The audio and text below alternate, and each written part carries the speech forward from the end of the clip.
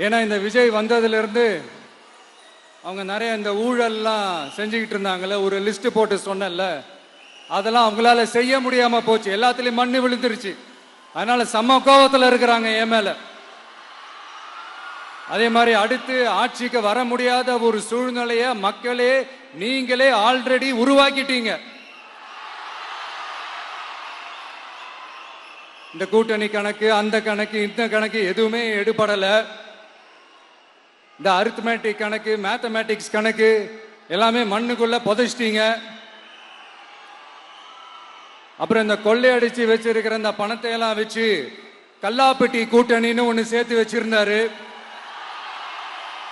அது எல்லாமே இப்ப கலகலத்து போய் நிக்குது. டாப் தனியா, பாட்டம் தனியா, ரீப்பர் தனியா, ஜாயிண்ட் தனியா, அப்படி நிக்குது தனித்தனியா. எல்லாமே அப்படியே ஒட்ட வச்சுக்கிட்டு இருக்கிறாரு. கூட்டணி கட்சிக்காரங்களே ஒருத்தருக்கு ஒருத்தர் ஓட்டு போட்டுக்க மாட்டாங்க போல் இருக்கு. அப்படி இருக்கு நிலைமை இந்த திமுக கூட்டணியில.